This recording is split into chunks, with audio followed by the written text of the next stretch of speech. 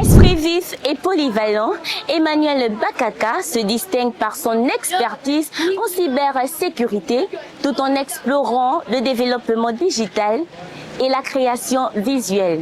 Restez avec nous pour découvrir son univers, ses projets, son parcours et surtout sa vision de demain. Avec vous, Davila Madjilou.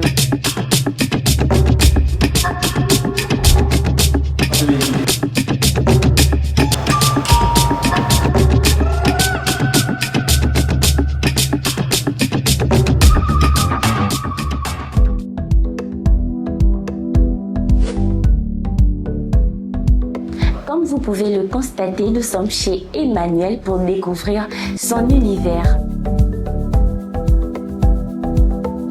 Merci Emmanuel d'avoir accepté de nous recevoir ce soir. Alors, peux-tu nous parler brièvement de ton parcours académique? D'abord, il faut savoir que je n'ai pas eu un bac scientifique, pour ma part, j'ai eu un bac économique. Ensuite, je me suis lancé en ingénierie informatique à l'université Bourguiba et actuellement, je me spécialise en cybersécurité et intelligence artificielle. Pourquoi as-tu choisi de te spécialiser en cybersécurité? Cybersécurité, déjà, il faut savoir qu'au départ, je voulais me lancer dans le développement web, ce que je fais aujourd'hui.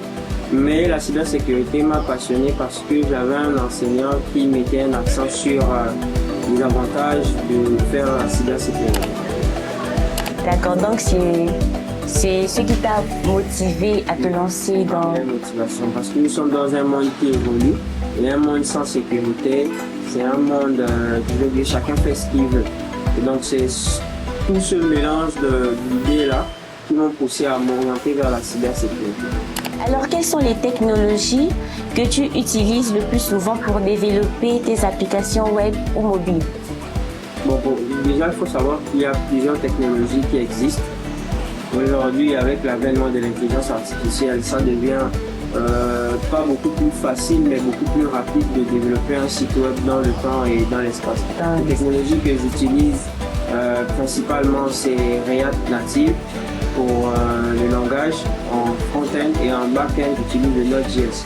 Pour ce qui est des logiciels à utiliser, notamment VS Code pour tout ce qui est HTML, CSS et les bases.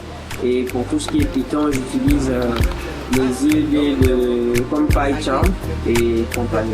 Tu fais également de l'infographie et du montage vidéo.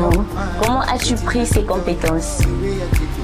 Pour le montage vidéo, déjà, j'ai beaucoup fréquenté des producteurs, des réalisateurs qui m'ont motivé à m'intégrer au montage vidéo. Pour ce qui est de l'infographie, c'est parce qu'à chaque fois que je travaillais avec des gens, par exemple dans la création de sites internet, il y avait des gens qui me demandaient de créer moi-même le contenu à rendre public sur internet. Donc j'ai dû me former moi-même en utilisant des ressources disponibles gratuitement en ligne, ce qui fait aujourd'hui que je fais en même temps du montage vidéo, en même temps de l'infographie et en même temps du développement web et mobile. Tu as déjà réalisé un projet personnel ou professionnel dont tu es particulièrement fier? Pour la particularité où je suis fier, actuellement je développe une application que je vais peut-être dévoiler plus tard, qui me rend particulièrement fier parce que toutes les technologies que je développe aujourd'hui ont aussi directement le Gabon. Et pour des projets en équipe où j'ai été particulièrement fier de participer, pas de travailler à 100% mais de participer, c'était la campagne du président de la République où j'ai été dans l'équipe de communication. Et à donner à ceux qui aimeraient se lancer dans la tech ou la création digitale? Pour tout ce qui est tech, aujourd'hui, si vous voulez vous orienter dans des métiers comme sécurité informatique ou développement web ou tout ce qui est technologique, déjà le bac scientifique pour ma part n'est plus une nécessité. Par contre, c'est un avantage. Pour ceux qui veulent faire du développement web, je vous conseille d'apprendre les bases qui sont le HTML, CSS et du JavaScript. Une fois que vous aurez ces bases, vous vous orientez vers des langages plus avancés comme du React et compagnie. Cela vous donnera déjà suffisamment de bases pour commencer à générer votre propre revenu. Pour ce qui est de la création digitale, en particulier, je me suis beaucoup inspiré de tout ce qui existe déjà, notamment des ressources disponibles gratuitement sur Internet, comme par exemple YouTube, où il y a plusieurs chaînes qui forment ou vous pouvez vous former en autodidacte. Toute dernière question, est-ce que toutes les personnes qui ont eu le bac littéraire peuvent également se lancer dans ça? Oui, pour la simple et bonne raison que l'informatique aujourd'hui, il faut avoir la volonté d'apprendre. Parce que moi, comme je disais, j'ai pas eu un bac scientifique, j'ai eu un bac économique. Après, j'ai été à l'université Omar Bongo, où j'ai fait géographie environnementale et marine. D'ailleurs, et depuis là-bas, j'avais passé un examen qui m'a donné l'espoir. C'est-à-dire, j'ai passé le IOS. Ceux qui connaissent le IOS, c'est l'examen qui te permet d'arriver à une université en Turquie.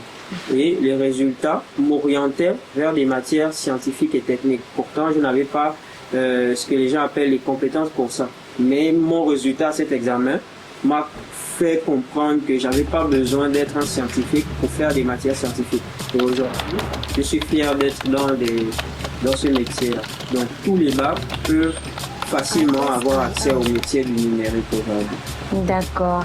Vraiment, merci Emmanuel pour ta disponibilité. Merci beaucoup. Un parcours inspirant, reflet d'une génération audacieuse.